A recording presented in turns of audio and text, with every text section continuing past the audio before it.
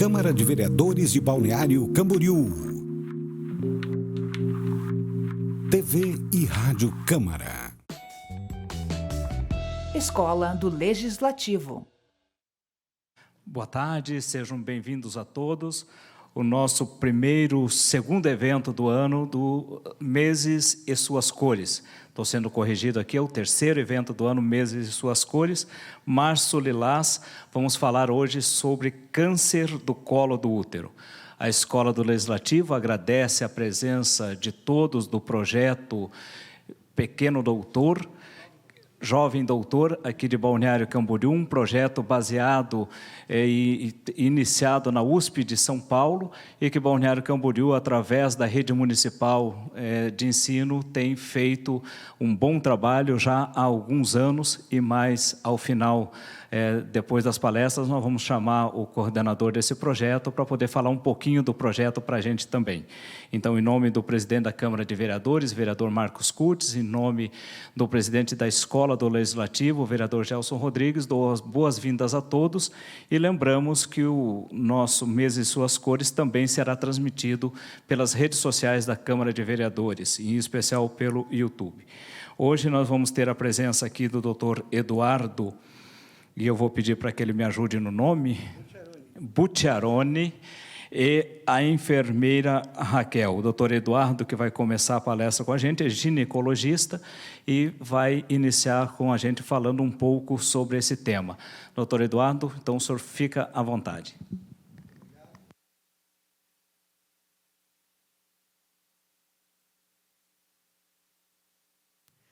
Boa tarde a todos. Como ele já falou, eu sou o doutor Eduardo e sou responsável pelo serviço de colposcopia do Núcleo de Atendimento à Mulher, que é vinculado à Secretaria Municipal de Saúde. Quem vai me ajudar também é a enfermeira Tati, aqui para falar um pouquinho para vocês de câncer de colo de útero. Vejo que é um público bem jovem, imagino que deve ser cheio de dúvidas. Podem me interromper, né? É só levantar a mão, tá, durante a palestra, qualquer dúvida a respeito, vou só levantar e me perguntar, que a gente para e esclarece, tá bom? Então, câncer de colo de útero, né? Primeiramente, acredito que vocês já devem saber, né, o que é o útero, né? É um órgão feminino, né, que fica na pelvis, faz parte do aparelho reprodutor e é o órgão onde fica o bebê durante a gestação, né? E o colo do útero é a parte mais baixa dele, que é por onde o nenê sai durante o parto, né? E a importância do colo é porque é ali que começa o câncer do útero, que depois pode se espalhando, subindo, acometer o restante do útero e até outros órgãos, né? Só que para falar de câncer de colo de útero, primeiramente a gente tem que falar sobre o HPV primeiro, tá? Porque a literatura médica já tem muito claro a conexão entre as duas, né? Entre o HPV como causa do câncer de colo de útero, né? Então, eu gostaria que vocês levantassem a mão. Quem sabe, eu já ouviu falar do vírus HPV? Ninguém? Nunca viu? Só ela? Uma pessoa? Duas? Três? Quatro? Pode levantar. Só para eu ter uma noção do quanto que vocês sabem. Acho que metade das pessoas, né? Então, tá. Vamos lá. O vírus HPV, como o próprio nome diz, é um vírus, né? HPV é a sigla, né, em inglês, de papilomavírus humano. Na verdade, ele é um grupo de vírus, né, dividido em vários subtipos, né? São mais de 100 subtipos, só que de relevância e importância médica são apenas 18, tá? Sendo que desses 18, 13 são de alto risco de causarem o câncer de colo de útero e 5 são de baixo risco, né? Como que se transmite o vírus HPV?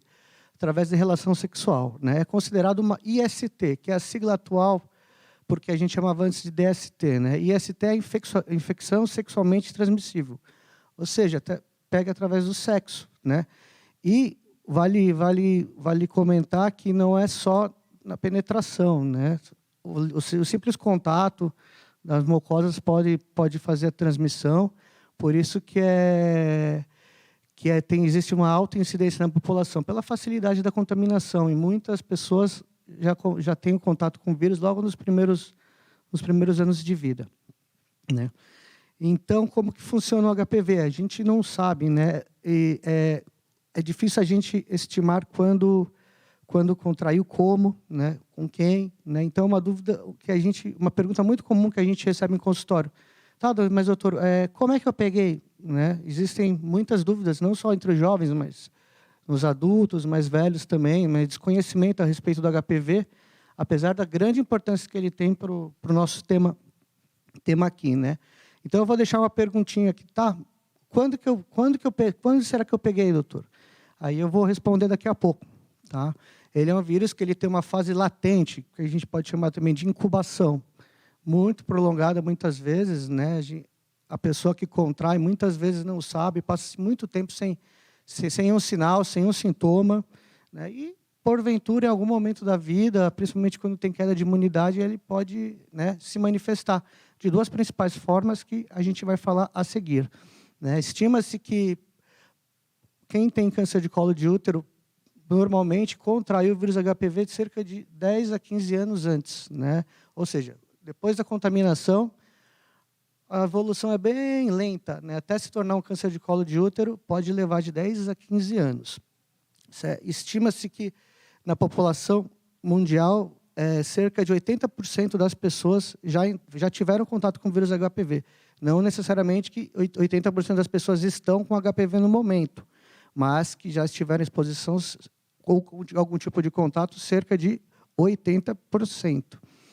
Desses subtipos que eu falei, daqueles 13 principais, existem 2 mais importantes, na verdade 4. Mas, para o nosso tema, é o 16 e o 18, que eles são oncogênicos. Essa palavra significa que tem um potencial risco de se tornar câncer. Algo que pode gerar câncer é algo oncogênico, né? Então, os subtipos 16 e 18, vale a pena gravar esses 2 numerozinhos, né? São os mais oncogênicos e são responsáveis por 70% dos cânceres de colo de útero. Já também tem o 6 e o 11. Como eu falei, esses mais o 16 e o 18 são os 4 mais importantes que na medicina para a gente importa, né? E o 6 e o 11 são os responsáveis pela produção de verrugas na região genital. Esse que também, no homem, às vezes se manifesta, né? Porque o homem não tem colo, então acaba que o 6 e o 11 também podem apresentar manifestação clínica no homem, que na verdade, sofre muito menos, né? Alterações em relação à mulher. E no homem ele acaba sendo um vetor, porque o homem, muitas vezes, a grande maioria dos homens são portadores, não sabem, né? E acaba transmitindo para a mulher. Por isso que é importante nos 2 sexos, na verdade, né? Então, 16 e 18, juntos eles têm um risco mais que o dobro de desenvolvimento de câncer de colo de útero em relação a todos os outros, tá bom? Existe um exame chamado captação híbrida, tá? Que faz o diagnóstico. Ele consiste na retirada por uma escovinha de um material da região do canal cervical e da superfície do colo, que é mandado para análise em laboratório, e ele vai determinar, ele procura o DNA viral, né? Então, ele a gente chama de uma pesquisa direta, né? Ele constata se tem vírus ali ou não.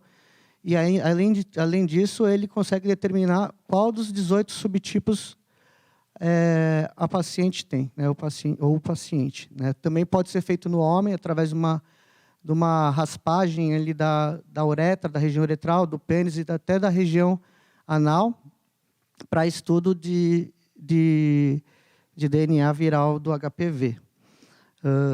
A captação híbrida difere do preventivo, que é mais popular, né? O que a gente usa, o Ministério da Saúde usa como rastreamento, pelo fato de ser direto, e o preventivo, tecnicamente, né, chamado de colpocitologia oncótica, ou oncológica. Se difere pelo fato de ser direta. Já o preventivo, ele é uma pesquisa indireta, porque, na verdade, ele não consegue detectar o vírus, né? Ele detecta, na verdade, a célula que foi alterada pelo vírus, ou seja, como se fosse... Ele detecta o rastro que o vírus deixa no nosso organismo, nas nossas células mais superficiais do epitélio, né, da mucosa, da região genital, né, e do colo do útero, né? Então, por enquanto, está tudo bem.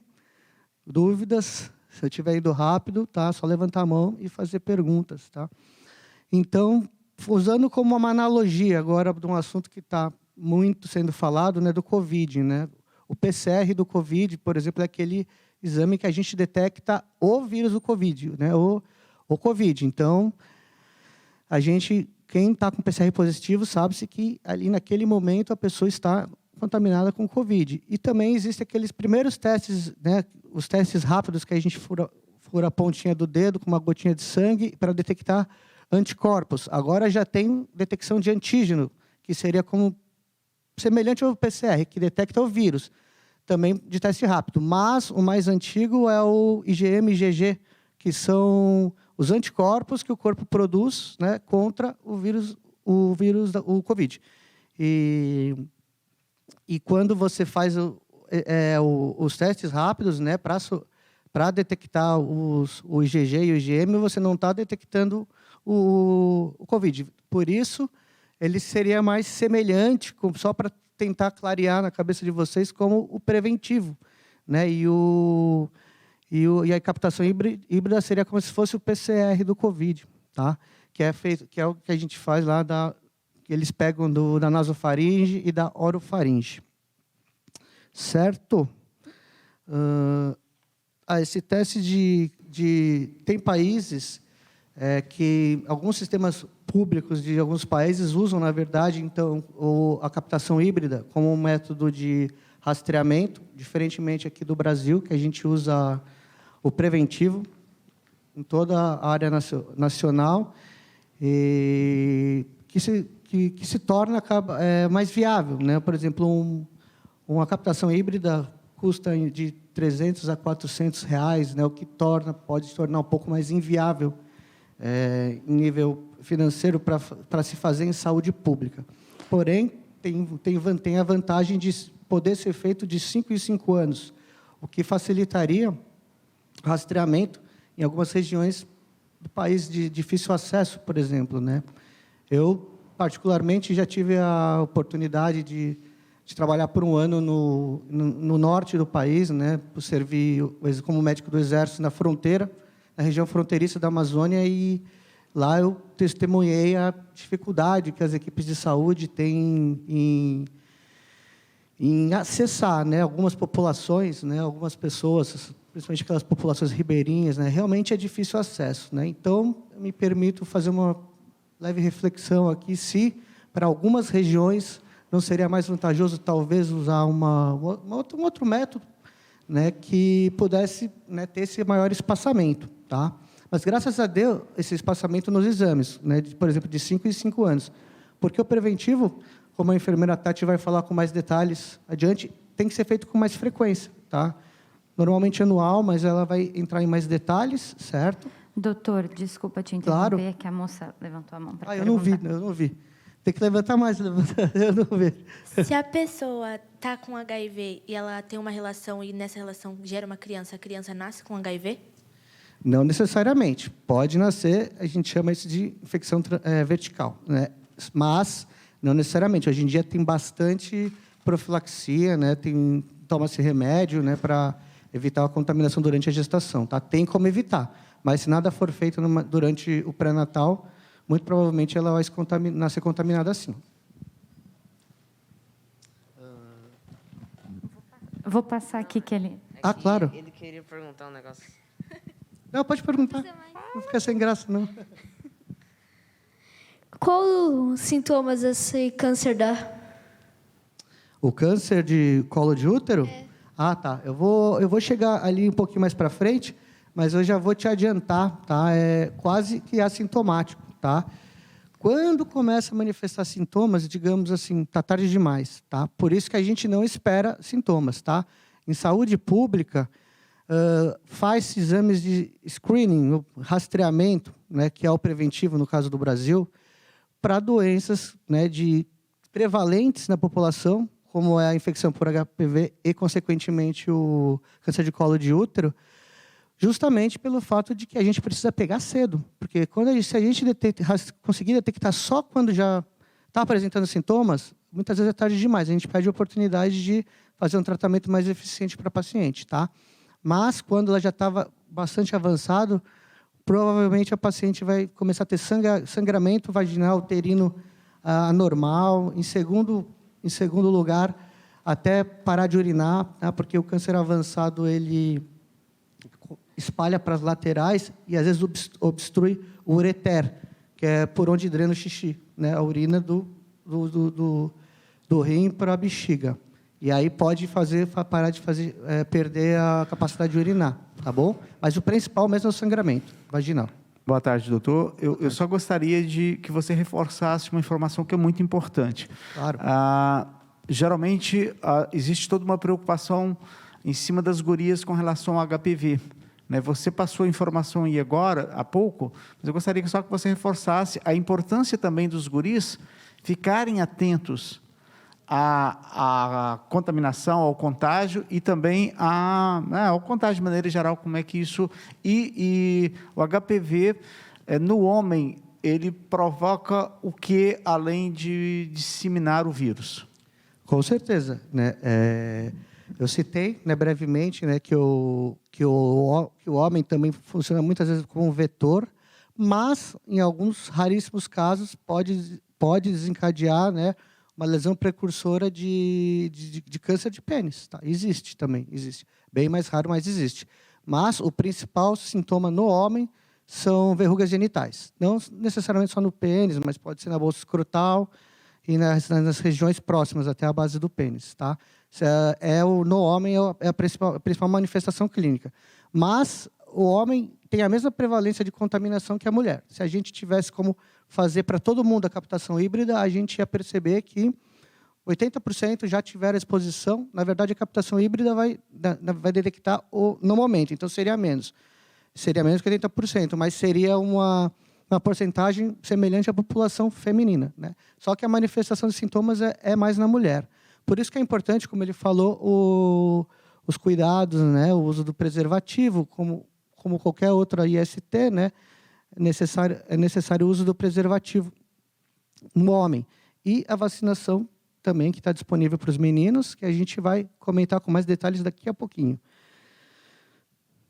Alguém quer fazer mais alguma pergunta? Pode falar. Tem outras maneiras de ser transmitida? Não, basicamente é na relação sexual. Existem estudos que mostram que pode contaminar pela cavidade oral também e até predispor a uma maior chance de câncer oral, tá? Mas basicamente são as vias sexuais, tá bom? Vale lembrar também. Tem mais uma pergunta? Existe um tratamento para tirar o câncer de colo? Sim, por câncer de colo, sim. E quanto antes a gente conseguir detectar, melhor. Tá? Às vezes a gente consegue ser minimamente invasivo no tratamento. Na verdade, com rastreamento, a gente consegue detectar antes de ser câncer, né? As alterações que o vírus causa no epitélio do colo são chamadas de lesões de displasias, né? Que a gente classifica como lesão de alto grau e de baixo grau. Tá? As duas já são consequências, como se fosse, como eu falei antes, aquele rastro que o vírus HPV deixa na nossa célula, né? E é isso que o preventivo detecta, essas células alteradas. Quando a lesão é de baixo grau, a gente só acompanha, porque dentro de 2 anos, cerca de 60% desaparecem espontaneamente. Cerca de 80%. Já a lesão de alto grau é diferente. Dentro de 2 anos, ela tem 60% de chance de malignizar, que é quando essas células com atipias, né, que são as células displásicas, elas perdem a forma bonitinha delas, a forma natural e a função delas. A partir do momento que elas se aprofundam, que elas não estão mais só na pele superficial, que elas se aprofundam, aí já é chamado de neoplasia ou câncer, tá? Que a gente chama de invasão. Tem algum fator genético que pode potencializar essa célula cancerígena? Fator genético tem, mas ele é bem pouco, tá? Não é tão relevante quanto em outros cânceres. Por exemplo, câncer de mama, câncer de cólon, que é o intestino grosso, né, e reto, são tipos de câncer que têm muita relação familiar, genética, tá? O câncer de colo tem, mas assim ele não é o mais relevante para nós, tá? Existem outros fatores de risco que eu vou até adiantar aqui, né? Mas, por exemplo, o subtipo, como já foi falado aqui, né? O tipo que você tem. Se você tiver 2 subtipos ao mesmo tempo, ou mais, o que é possível, né? Por isso que, não, eu já tenho, então não vou me cuidar. Não. Você pode pegar o outro. Você tem o 16, mas o 18 você ainda não tem. Se você tiver os 2 juntos, a sua chance de desenvolver o câncer de colo de útero aumenta mais ainda, entendeu? Então, mesmo que pelo fato da população já ter uma enorme exposição, é interessante a gente manter os cuidados, né, com o uso do preservativo, a vacinação, porque a vacinação ela protege 4 tipos, os 4 principais, né, que vai ser abordado melhor daqui a pouquinho. Mas, pode falar.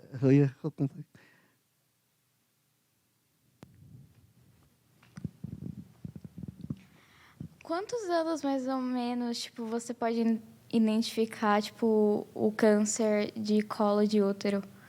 Com quantos anos de idade? Com quantos anos, mais ou menos, acontece que você pode perceber? Na verdade, o câncer de colo de útero não tem idade, tá? E ele até tem a característica de ser uma faixa etária um pouco mais abaixo do que os outros cânceres, né? Que vai aumentando com a idade. A maior prevalência do câncer de colo é diagnosticado entre as quintas e sextas décadas, ou seja, dos 40 aos 60 anos. Tá? Mas não tem idade. Tá? Eu já vi câncer de colo em paciente de 30. Tá? Então, não tem uma idade certa. Tá? Doutor, sobre a vacinação, por exemplo, eu tenho 26 anos. Eu poderia ainda assim me vacinar? Se você tiver a oportunidade, sem dúvidas, tá? A vacina quadrivalente está disponível para pacientes de 9 a 45 anos, tá? Quer dizer, digo disponível no sentido da Anvisa ter autorizado para essa faixa etária, mas não está disponível pelo SUS, tá? Pelo SUS a gente vacina de 9 a 14 anos as meninas, né? E de 11 a 14 anos os meninos, né? Então o menino também tem que vacinar, tá? Exceto em grupos de risco, tá? Tem os grupos especiais, na verdade, que são as pessoas com imunocomprometimento. O que é isso, né? O sistema imunológico debilitado, um sistema imunológico que não consegue fazer a função dele em plenitude, entendeu? Isso facilita com que o vírus HPV cause alterações, tá? Exemplos, tá? Pacientes convivendo com HIV, né? Pacientes que estão sendo submetidos à quimioterapia, pacientes neoplásicos, pacientes transplantados que são obrigados a tomar medicações imunossupressoras, né? E principalmente esses casos, tá? Esse grupo, até recentemente, e a vacinação pelo SUS estava disponível até dos 9 aos 26, mas agora, há um ano mais ou menos, acho que foi março do ano passado, foi ampliado para 45 anos, tá? Esses grupos especiais. Para a população geral, tá? Que pessoas sem doenças, pessoas imunocompetentes, né, com a imunidade normal, né, no caso, fica ainda só até os 14 anos de idade. Mas, quem quiser tomar, né, e eu recomendo, fora da faixa etária, pode fazer uso até os 45 anos da quadrivalente, que aborda esses 4 subtipos. Por isso que eu falei tanto dos subtipos, porque para entender a vacina, tem que saber dos subtipos, que existem vários tipos de HPV. Né? E tem a bivalente também, que só aborda os 2 mais oncogênicos.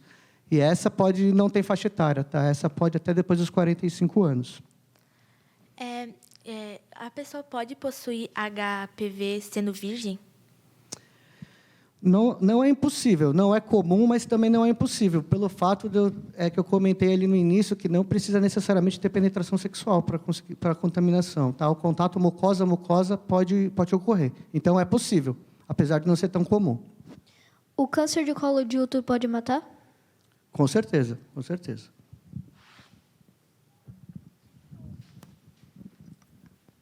Bom, eu acho que eu falei nas perguntas, eu acho que eu falei bastante coisa, né? Tem que falar de vacinação também, da prevenção, mas eu vou falar mais por cima, deixar a enfermeira Tati falar com mais detalhes.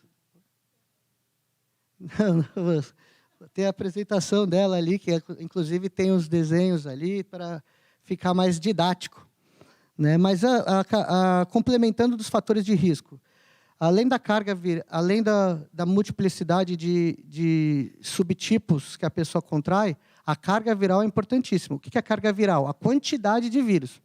Tem organismos que combate até um certo ponto, mantendo sempre uma carga viral baixinha.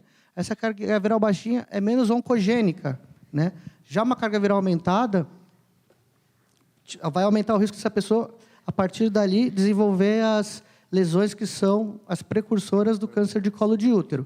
Ainda, os fatores ligados à imunidade, como eu falei, né? Imunidade baixa, carga viral alta, né? Maior risco, né? Tabagismo, né? Quanto à genética, eu já expliquei ali, né?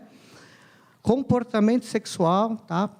Início precoce da vida sexual é um fator de risco a mais. A multiplicidade de parceiros também, né? Porque você pode ter relação sexual com um parceiro que tem o subtipo 11, aí o outro que tem o 18. Aí você pode ficar com os dois, entendeu? Então, a multiplicidade de parceiros aumenta bastante o risco, tá? Além disso, o uso de anticoncepcionais, tá? Em segundo plano, né? Não é o fator de risco mais importante, mas ele também pode interferir de forma negativa no desenvolvimento, tá? Então, falando um pouco da prevenção, né? Da prevenção, existe duas formas de prevenção: a prevenção primária e a secundária. A primária é a vacinação, a secundária é o rastreamento, né? A questão da vacinação vem desde 2016, que foi autorizada pelo SUS, né? A distribuição nas faixas etárias que eu já mencionei. É muito cedo para a gente ainda ter um impacto em números, né, de redução, né, de surgimento de lesões de alto grau, né, bem como, consequentemente, de câncer de colo de útero. Mas acredito que, no decorrer do tempo, a gente vai começar a colher bons frutos dessa política, né? E o rastreamento que é feito através da coleta de preventivo, né? Em termos gerais, anualmente, né, nos postos de saúde, que também é coberto pelo SUS, né? Se a pessoa descobre o câncer, vamos supor, num dia, aí no outro dia ela vai tomar vacina, isso ajuda a eliminar o câncer ou já não faz efeito? Ajuda, tanto que, assim, até pacientes tratados. Na verdade, a gente tem-se mais experiência nos casos que você detecta a lesão de alto grau, que ainda não é câncer, aquele estágio anterior que a gente detecta no preventivo e, consequentemente, com a biópsia, né? O preventivo, como eu expliquei, ele é uma pesquisa indireta, ou seja, ele tá exposto a alguns erros, né? Alguns falsos positivos ou, pior, falsos negativos, que é quando a pessoa tem alteração, mas o exame não mostra, tá? Isso existe. Qualquer exame, né? A medicina não é uma ciência exata. Então, nada é 100% em medicina e 0%, entendeu? Então, existem casos, né, que o preventivo pode não acusar. O preventivo acusando, a gente procede à colposcopia e biópsia, que é o que eu sou responsável de fazer pela Secretaria de Saúde lá no nosso setor. Ali eu vou rastrear de uma forma mais minuciosa, através do exame de colposcopia. A gente enxerga, aplicando os produtos e com aumento de lentes, lesões que podem estar alteradas, e aí sim eu vou biopsiar essa área. A biópsia ela é mais fidedigna para dar um resultado mais conclusivo. A partir da biópsia, a gente toma uma decisão. Se a gente acha uma lesão de alto grau, procede-se a um procedimento cirúrgico de pequeno porte chamado conização, né, que é a extração do miolo do colo ali, né, para retirar e para mandar para estudo. Ele tem uma taxa de cura altíssima, de mais de 90%, 95%, né? E depois é acompanhamento, tá? Essas pacientes, eu sempre recomendo que elas façam a vacinação pro vírus HPV, né? Já para o câncer de útero, já evoluiu, né? Normalmente, o tratamento cirúrgico com extração do útero todo, né? Ou feito quimioterapia com radioterapia, né? Que vai, digamos, matar todas aquelas células da área que são afetadas, né? Que foram afetadas. Ou seja, a área de perigo é extirpada de alguma forma. Então, seria menos vantajoso para quem já desenvolveu câncer de colo de útero do que aquelas que ainda não desenvolveram e estão com lesão de alto grau, tratada ou não. Pode perguntar. Boa tarde. Eu queria saber se tem outros métodos de prevenção que previnem muito bem além da vacina. O uso do preservativo. Doutora, eu vou levar ali que tem mais 2 pessoas. Além do rastreamento, claro, né? Que acho que já. Tem algum tratamento depois que sabe que tem o câncer de colo de útero? O tratamento, sim, precisa se tratar, né? Porque se não tratar, a pessoa vai a óbito, né? Então, existe tratamento, tá? Que depende, é uma gama de tratamentos, na verdade, é bem complexo, mas, de linhas mais gerais, assim, depende muito do estágio que a gente detectar. Quanto mais cedo, um tratamento é mais simples e mais eficiente, né? Então, vamos supor, como eu falei, se a gente pega o estágio pré-câncer, a gente consegue fazer essa conização, que é tudo feito por baixo, né? Tira só o miolinho do colo ali, né? A paciente mantém a fertilidade, né? Porque não perde o útero, né? Agora, se a gente já pegar uma lesão invasiva, né? Que já é um câncer, a gente tem que proceder à esterectomia, que é a retirada do útero. E dentro da esterectomia são diversos graus de esterectomia, cirurgias diferentes, uma mais ampla do que a outra. Então, dependendo do grau de acometimento, é optado por um tipo cirúrgico, tá?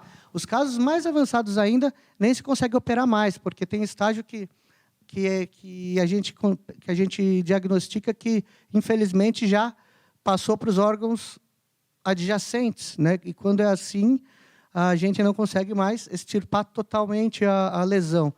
E aí se faz quimioterapia e radioterapia.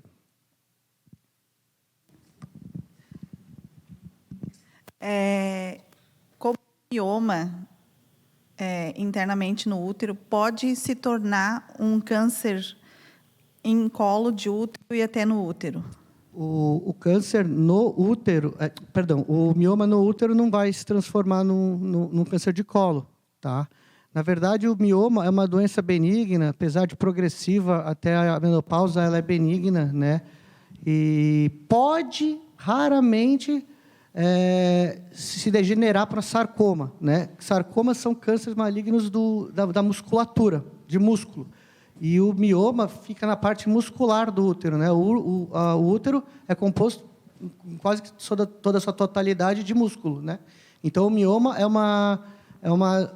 um tumor benigno da musculatura do útero, tá? Então, ele não tem... É outra origem celular, tá? A origem do câncer de colo é originária das células epiteliais, que são de revestimento, mais superficiais, né? E o mioma se origina do músculo, que é a camada mais interna, tá? Então, não é possível dessa forma.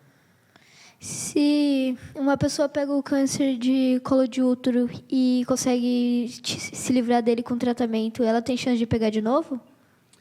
Tem, tá? Tem, por isso que é feito um acompanhamento por vários anos, né?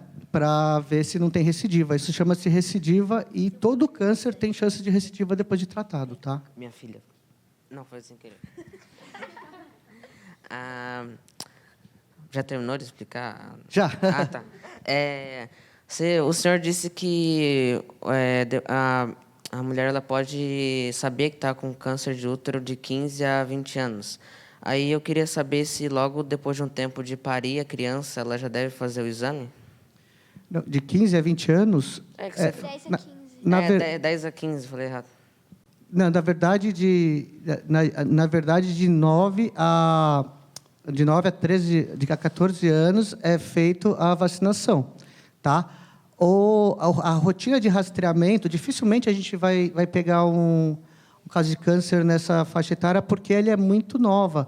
E o câncer de colo de útero, para se manifestar, ele precisa de muitos anos. Como eu expliquei no começo, são 10 a 15 anos, desde que a pessoa se contaminou com HPV até que isso se torne um câncer, entendeu? Então, a menina jovem não tem tempo de vida para que isso tenha acontecido. Tá? Então, é raríssimo que aconteça, apesar de não ser impossível. Quando eu falei que é um câncer que costuma dar em mulher jovem, eu disse, jovem 30 anos, 40 anos, mas na década anterior a essa é um pouco mais difícil por não ter dado tempo, né?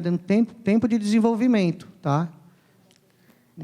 Que eu não sei se eu não expliquei direito, mas eu quis dizer que a mulher, você disse no início que ela tem a chance, ela descobre o câncer no útero depois de 10 a 15 anos, não é isso? Isso, 10 a 15 anos depois que ela teve a infecção pelo HPV.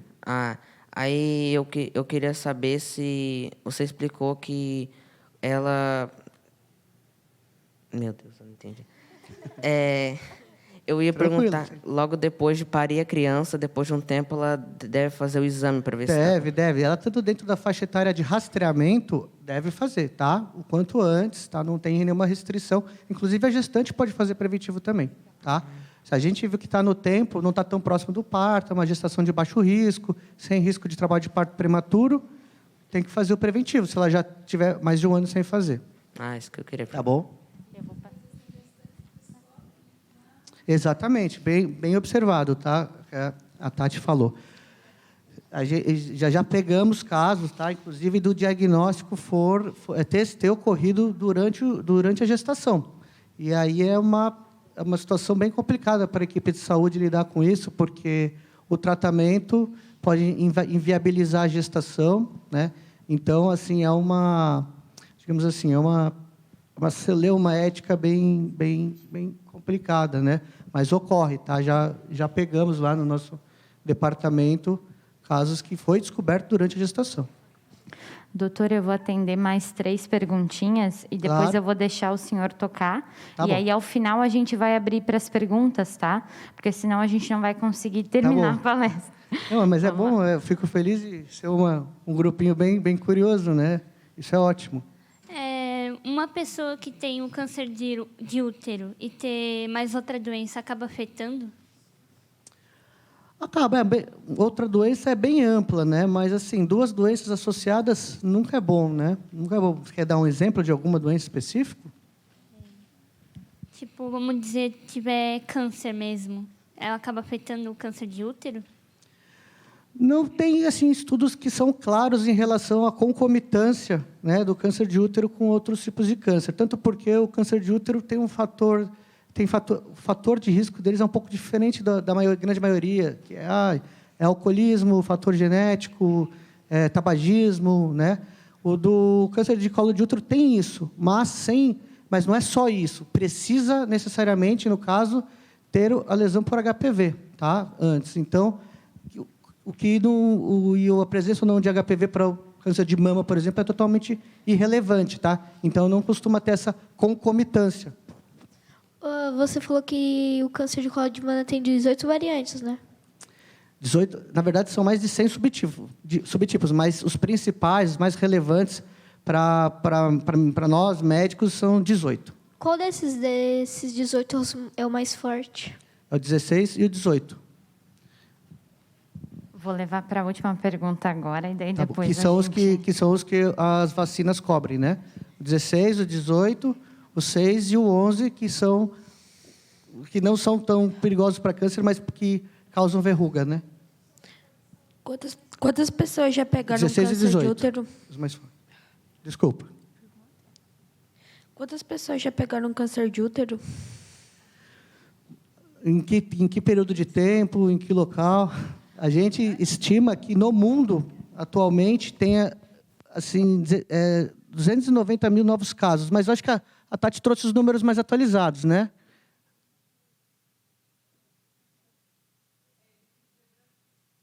Em nível Brasil. É mundo, né? O dado do Brasil você tem? Eu acho que esses dados mudam bastante, né? Então, ali, ó, 2019, a gente teve 6.596 óbitos, né? Óbitos.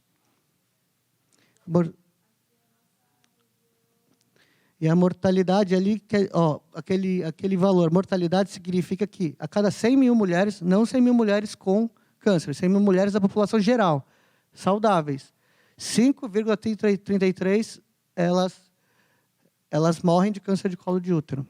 É um número bem importante, bem considerável, né? Que dá para baixar mais, né? A nossa região, né, a região sul, graças a Deus, a gente tem uma média menor que a nacional, muito pelo fato que eu comentei um pouco antes, né, dificuldade de acesso, né, as políticas públicas de outras regiões, principalmente Norte e Nordeste, né, eles têm uma dificuldade maior de abordar, acessar toda a população. E isso se mostra claramente nos números, né, nas diferenças. Né? Infelizmente, o Brasil não é homogêneo, né? Então, aqui a gente está numa região mais privilegiada, né? A gente fez a pesquisa aqui e no Brasil, em 2021, foi 16.710 mulheres. Que faleceram? Não. Total? É. Muito bem, viu? Esse dado é de quando? Do INCA, de 2021. INCA é bem confiável. Obrigado.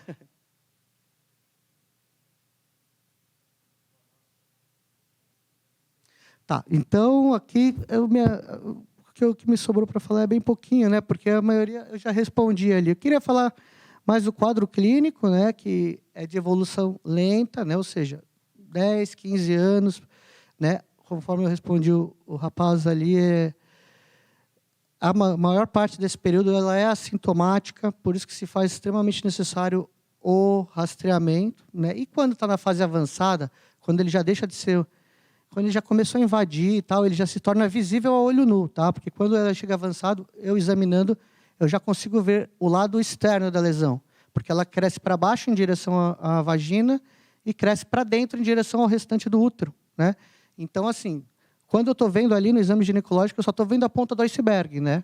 Eu não sei o que tem lá dentro. Aí requer exames de imagem para eu saber o tamanho, a extensão da lesão, né? É nessa fase que começa a apresentar sintoma, porque quando ela exterioriza, perde toda a anatomia ali, fica uma massa, às vezes ela vai necrosando até, qualquer encostadinha começa a sangrar, né? E daí, quando começa a sangrar, dificilmente vai parar, porque aquilo ali não cicatriza.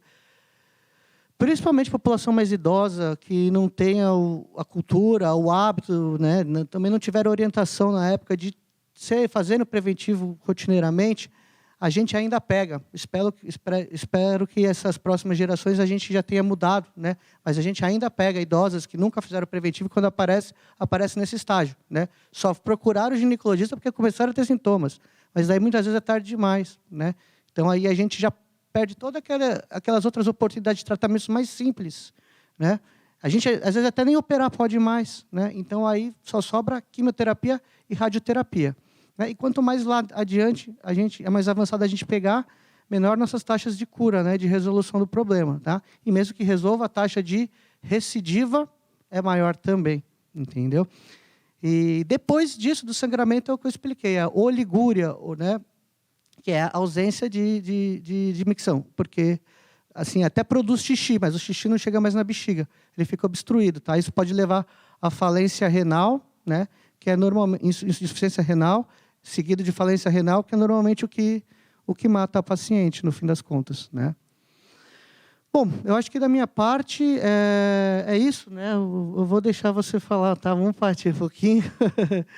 Então, espero que tenha sido claro aí e respondido a maior parte das dúvidas de vocês. Obrigado pela participação, uma turma bem participativa e interessada. Isso é muito importante, tá bom? Saudações a todos e até.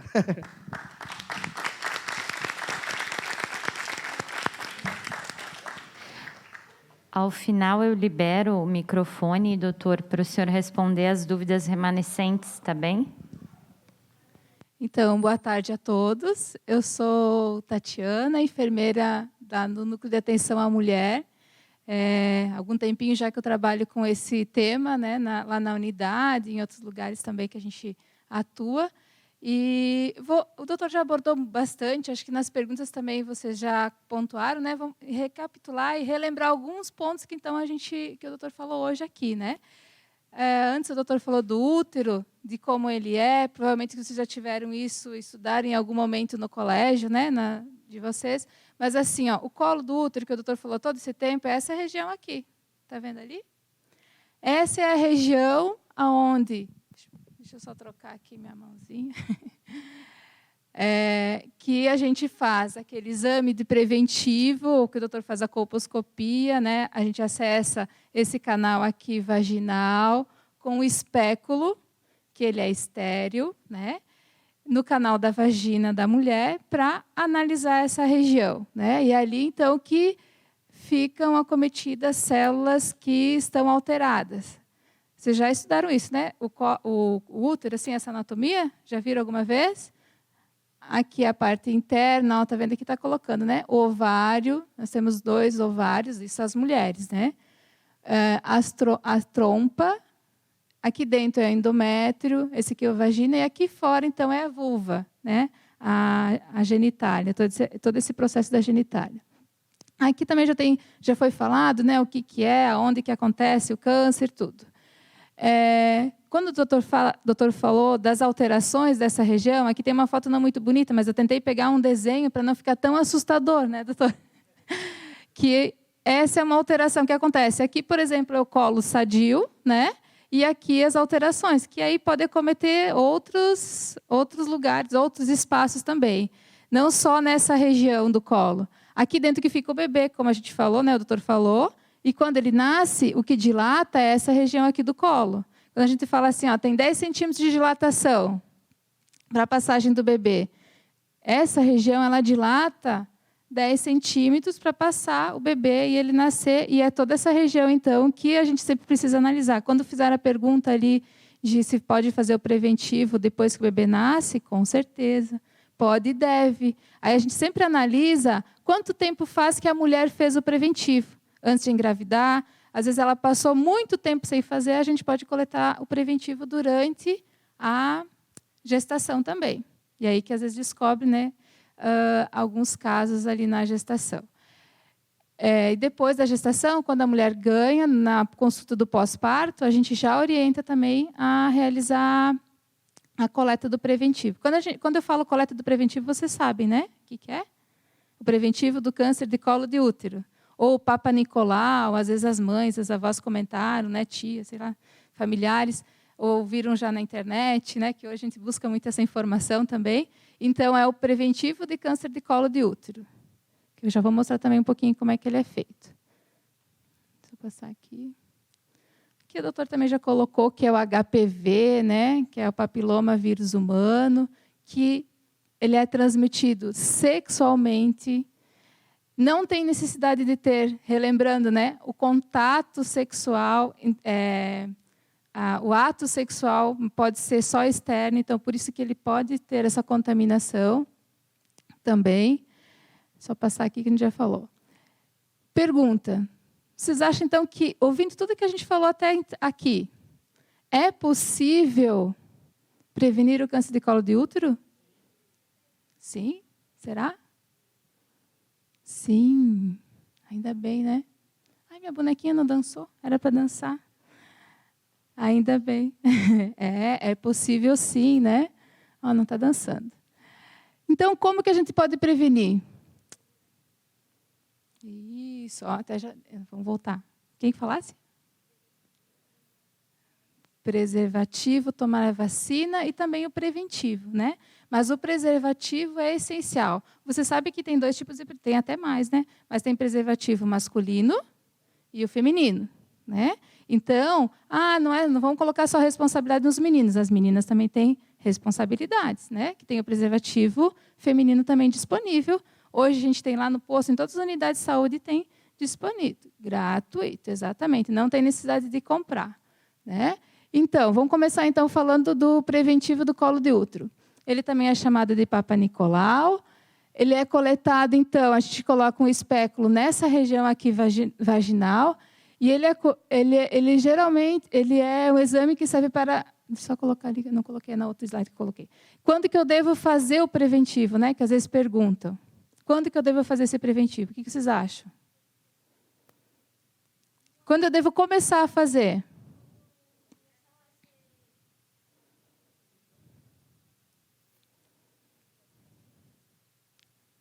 após se ter relação sexual.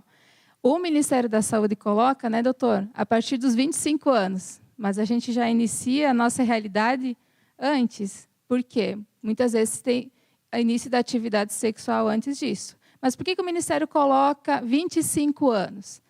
Porque as lesões aparecem geralmente a partir dessa faixa etária. Porém, a gente pode já acompanhando isso antes, né? Então, ele é um exame que a gente faz a coleta dessa região aqui de células. Aqui, assim, ó, esse aqui é o canal visto de outra forma, por baixo, assim, como a gente vê quando a gente faz a coleta do preventivo. Então, aqui é o colo do útero, aqui é o orifício cervical, a gente coleta com uma espátula de madeira e com uma escovinha. Células dessa região é colocado numa lâmina e enviado ao laboratório. Aqui, olhando assim, é 100. Porém, muitas vezes a gente consegue ver não consegue visualizar olho nu alterações. Então, por isso que elas são coletadas células e enviadas ao laboratório.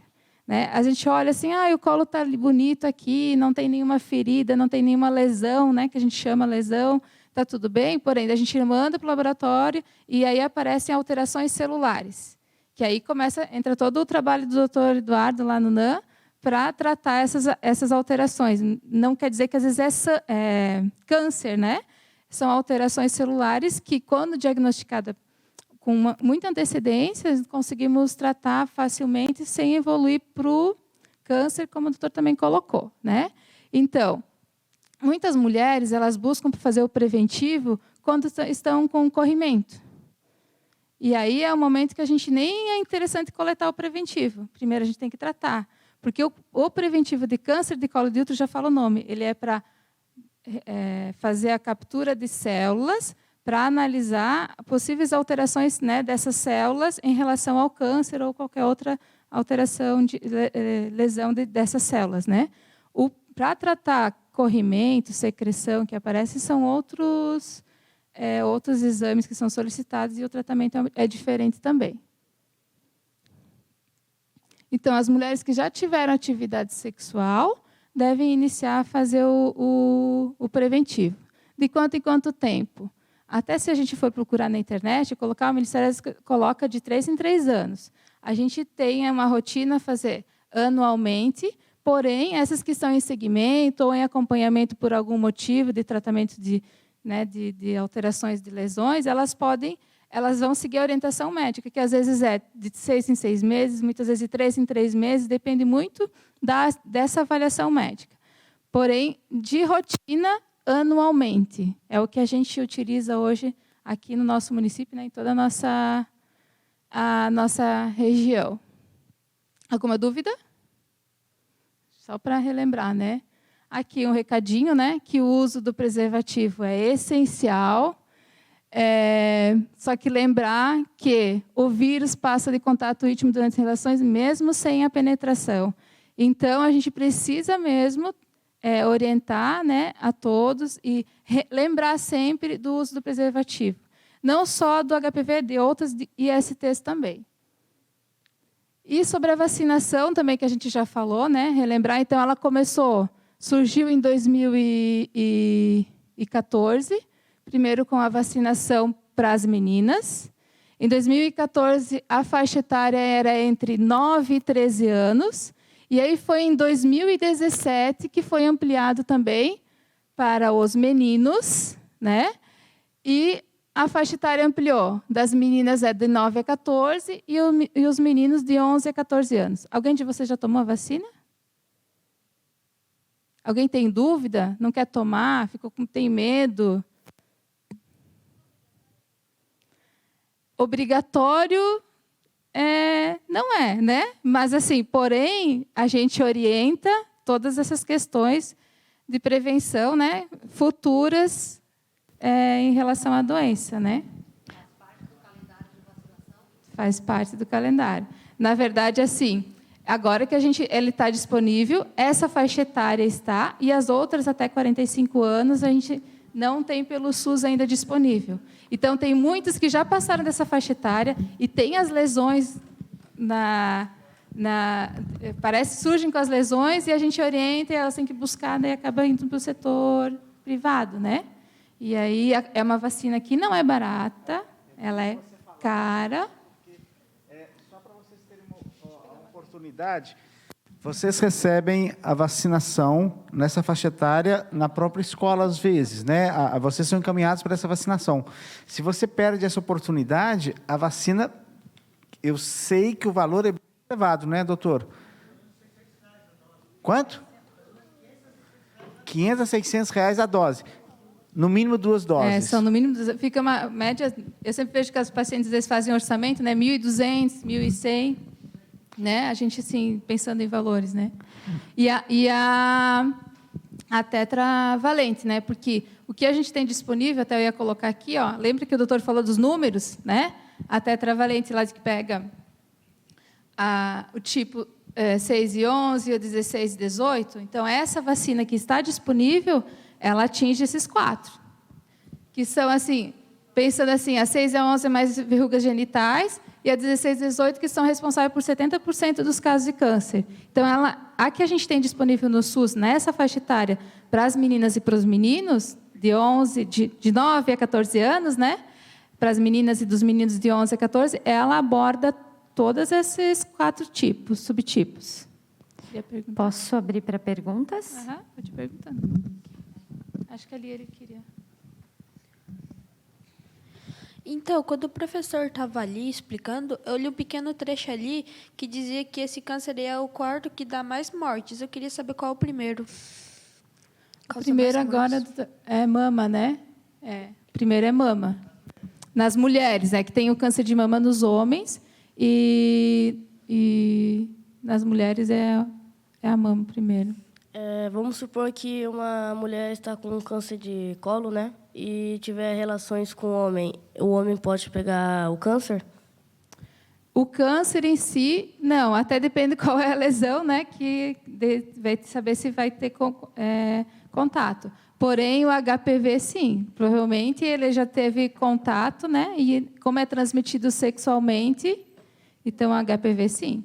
E como é um tempo que ele permanece ali, o vírus, até, né, esses 10, 15 anos, como o doutor colocou, a gente nunca vai saber quando adquiriu, né? Às vezes, assim, chega pacientes, mulheres que colocam, né? Mas eu estava agora com o namorado, troquei. A gente nunca vai saber quem foi, quando foi. Então, não adianta ficar procurando quem foi. Na verdade, a gente tem que se preocupar muito com a prevenção e depois com o tratamento também, né? Quais vacinas são boas para prevenir possíveis doenças no útero, na parte do útero? De modo geral, as que tem disponíveis é essa, é a do HPV, né? As que tem disponível pelo SUS é essa aqui, ela que previne essa. As outras não existe vacina específica para a doença, né? Porém essas, até mulheres que já têm as lesões, né? O condiloma, o HPV, elas são orientadas a tomar a vacina, quem tem o acesso à faixa etária, que minimiza muito toda a proliferação da doença, né? E auxilia no tratamento também.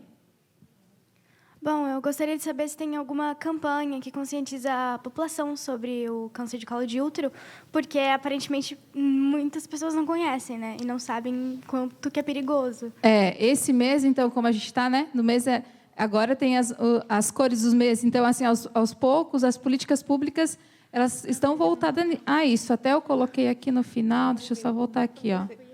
Recentemente, agora, final de dezembro, a gente ficou bem feliz que o Ministério da Saúde, aos poucos, vai evoluindo e instituiu uma Câmara Técnica que vai tratar só disso. Então, lá são pessoas que estudam isso, não que antes não tinha, né? A gente tem as políticas todas, tanto na atenção primária, que a gente chama atenção primária, são as unidades de saúde, lá nos bairros, que a gente já orienta a população e as mulheres, principalmente, né, nessas campanhas para elas buscarem para realizar o preventivo. E hoje a gente trabalha muito essa divulgação da mídia, a questão da vacinação da HPV. Então, a gente é parceira de escolas, porque hoje é o local que vocês estão. E isso, o que vocês estão fazendo hoje com o projeto de vocês também vão contribuir muito por esses 5 itens, assim, ações que a gente chama de controle do câncer de colo de útero, que hoje que a gente está fazendo aqui, é o primeiro item, que é a promoção da saúde, né? Trazendo informação para vocês, e vocês serão multiplicadores, não é isso? Com o projeto de vocês de jovens doutores, multiplicar essa informação e conscientizar a família, os colegas, da importância de fazer a vacinação. Vocês estão na faixa etária da vacinação, não é? Ainda estão tendo a oportunidade. E aí a gente reforça, não percam essa oportunidade. Eu não tive essa oportunidade, já sou velhinha. Eu não tive essa oportunidade. E muitas de vocês, se vocês forem ver os pais, né, também não tiveram. E a gente vê na unidade de saúde que a gente atua a evolução da doença. A gente atende, né, doutor, todos os dias, pacientes com HPV. Eu tenho agenda na unidade de 2 pacientes por dia. Todos os dias eu tenho pacientes com HPV.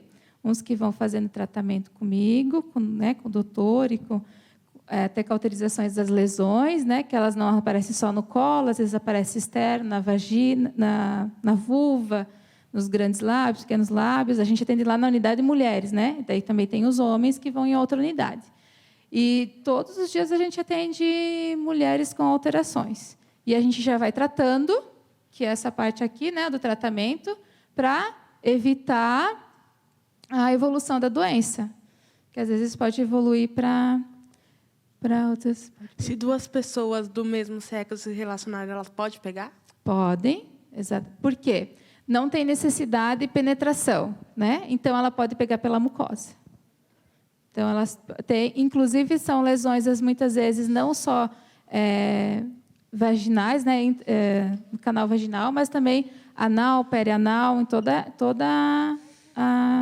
o aparelho reprodutor, tanto masculino como feminino. O senhor queria falar alguma coisa? O senhor queria falar? Chega também. Tem outro tipo de câncer que ocorre no útero? Aí, doutor, me ajuda aí. Tem. Com certeza. Tem ovários, tem trompas, né? Câncer. Outros tipos de câncer. O que mais a gente, assim, o doutor falou, o mais disparado mesmo é o de colo de útero. Por quê? Vocês viram anatomicamente onde que ele está? Deixa eu voltar aqui o desenho. Espera aí. Volta. Aqui, ó, pode ser nesse. Aqui, na relação sexual, é esse o canal aqui que tem a penetração do pênis. O pênis, ele entra em contato com essa região aqui. Ele não entra em contato com outras regiões. É essa região aqui. Então, na relação sexual, mesmo que não pode acontecer contaminação sem a penetração, é ali o canalzinho que ele fica mais acessível, né, para o vírus se localizar, se acomodar. Né? Mas tem todas as outras regiões, pode acontecer também de ter outros cânceres, mas hoje o mais é... O câncer de colo de útero pode ter um sintoma permanente após o tratamento? A mulher fica em acompanhamento, a gente chama de segmento, né? Até receber a alta. Então, já é por um tempo mais prolongado que pode ter a recidiva. Então, sempre é feito exames, ela faz sempre novas coletas de preventivo, colposcopias, e, se necessário, né, outros exames e assim por em diante. Sim, por favor. Alô? Só para complementar, depende muito também do grau, do tipo de procedimento, de tratamento que vai ser dado, né? Que vai estar relacionado ao estágio que a gente consegue diagnosticar a doença. Por isso, da importância do diagnóstico precoce, né? Porque quanto mais tardio, mais lesivo vai ser, né? Por exemplo, se a gente pegar no estágio que a gente só consiga fazer radioterapia e quimioterapia, vai levar falência ovariana, tá? Então, se a paciente ainda estiver em idade reprodutiva, idade fértil, ou seja, abaixo dos 50 anos, ela vai, muito provavelmente, entrar numa menopausa precoce, tá? Isso só como exemplo. Então, por isso que é interessante a gente tentar fazer o procedimento eficiente, mas menos lesivo, menos agressivo possível. Tem mais 2 perguntas aqui. Boa tarde. Boa tarde. Eu queria saber se tem alguém entre o homem e a mulher, se é o homem que mais transmite ou a mulher, ou todos são relativamente iguais? É que, na verdade, não tem assim, um estudo, tanto que iniciaram-se as vacinas nas mulheres, né? Não tem uma preferência. Então, a questão da prevenção tem que acontecer pelos dois. Então, não tem hoje... até historicamente colocavam sempre que o homem poderia transmitir mais pela questão de ter mais contatos sexuais, né? Mas hoje isso a gente não utiliza mais, né? Então hoje direitos iguais, né? Então todos eles a gente precisa, a prevenção é dos dois, tá? Não tem específico assim. Depois que a mulher termina o tratamento do câncer, ela fica com sequelas? Não, quando ela ganha alta, dependendo muito do que ela realizou, né? Às vezes se tem necessidade de retirar alguma, mas assim, ela ganha alta, ela vai, por exemplo, se ela precisou retirar o colo do útero, ou se ela não, depende muito do tratamento, né? Que pode ficar, mas assim, recebeu alta é porque está bem, né? Está tratada. Eu vou fazer as 2 últimas perguntas, tá bem? Uhum. Que bom, né? A mulher vai fazer o tratamento. Onde é que ela vai para fazer esse tratamento? Que precisa de tratamento? Ótima pergunta. Até porque eu queria colocar, inclusive, vou começar do preventivo, tá? Se puder.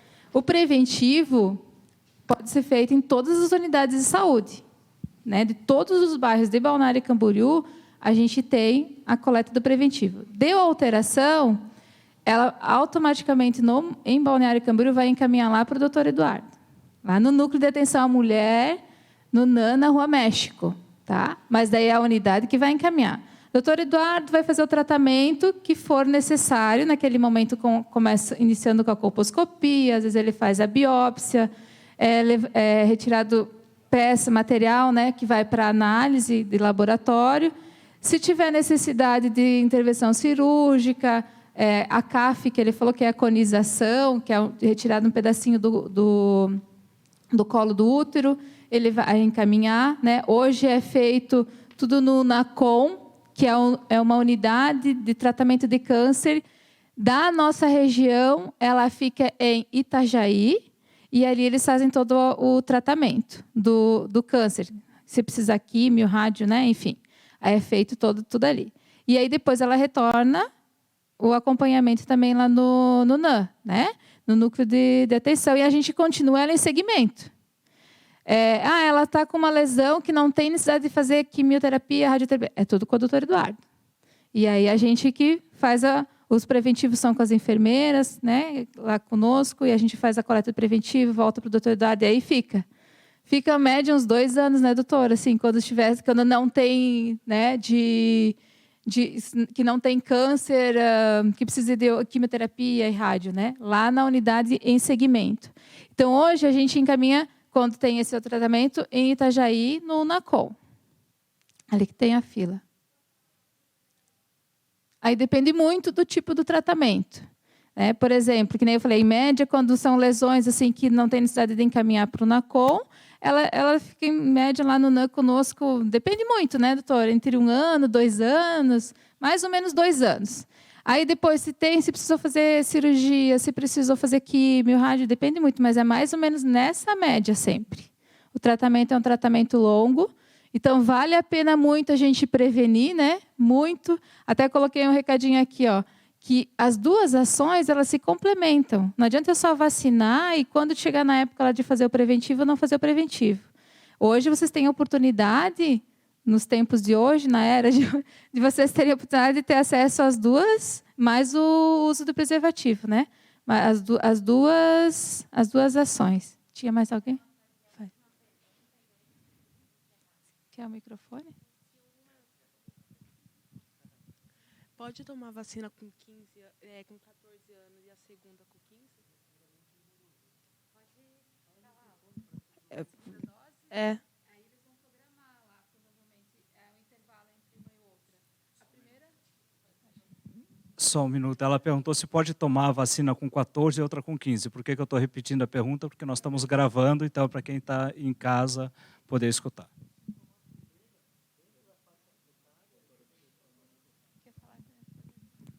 Só para confirmar, inclusive contigo, né, Tati? Tá lá quase passando o período, né? Assim, mas não vai dar. Falta menos de 6 meses para passar o período que está disponível gratuitamente na rede pública. Ela fizer a primeira dose. A segunda pode ser fora do período, né? O que importa é que a primeira, o início do esquema ali esteja dentro da, né? Eu tenho quase certeza disso, né? Mas queria até confirmar contigo. Inclusive, assim, esses detalhes em relação, às vezes, de esquema, é interessante até confirmar em salas de vacinas, porque muda bastante, sabe? A orientação do Ministério da Saúde muda bastante. Mas, assim, o que a gente tem é exatamente isso que o doutor colocou. Inicia dentro da faixa etária, como o intervalo é curto, eles fazem a segunda dose, mesmo que está no início de 15 anos, por exemplo. A gente procura sempre adiantar. Então, por isso que a gente já divulga a partir dos 9.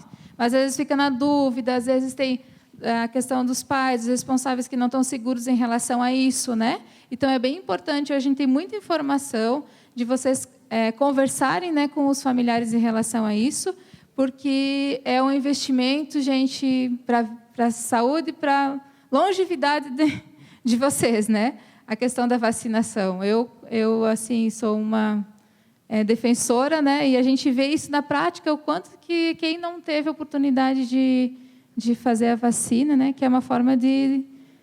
Como ela não quer dizer que você não vai ter o HPV, né? Como a gente já colocou. Mas ela atinge os principais subtipos ali que fazem a proteção. Então, pode acontecer de não ter, de ter o contágio com outro subtipo. Porém, os mais prevalentes são esses, né? Pessoal, vamos deixar as perguntas encerradas. Eu vou pedir só para a Tatiana conseguir encerrar, porque os meninos têm hora para voltar, porque eles precisam chegar em tempo na escola para os pais pegarem eles. Então, eu vou deixar mais um minutinho para tu fazer o teu encerramento.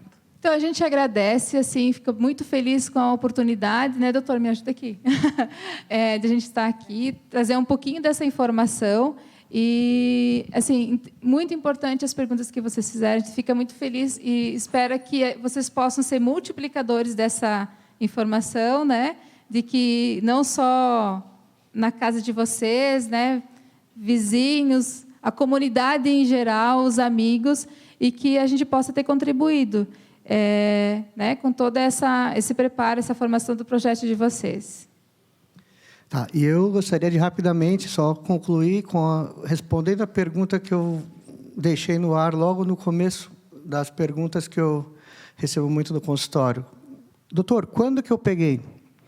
Eu acredito que agora vocês saberiam responder, mas eu vou dizer, não sei. Tá? Não sei porque realmente é difícil de determinar quando que pegou e por quem pegou, por todos esses motivos que a gente expôs aqui hoje. Tá? Mas a mensagem é que isso é o menos importante, tá, gente? O que importa é a gente prevenir, fazer tudo certinho, como mandam os protocolos, tá? E independente de você ter ou você não ter, isso não faz a menor diferença, tá? Porque o tratamento vai ser igual para todos, né? O rastreamento é igual para todos, a necessidade de vacina é igual para todos. Então, o menos importante de tudo é isso, sabe? É isso que eu costumo responder para as pacientes, tá? E espero que fique essa mensagem para vocês e que vocês tenham absorvido um pouquinho. Muito obrigado pela atenção e, por favor, né, mandem essas mensagens adiante aí, como vocês são multiplicadores, e ficamos muito gratos aí pela atenção, tá? Boa tarde a todos.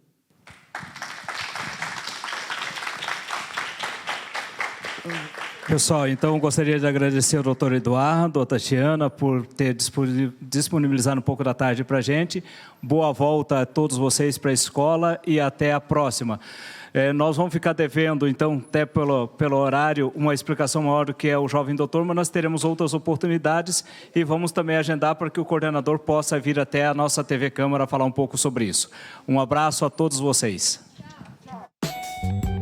Você acompanhou a Escola do Legislativo. Câmara de Vereadores de Balneário Camboriú. TV e Rádio Câmara.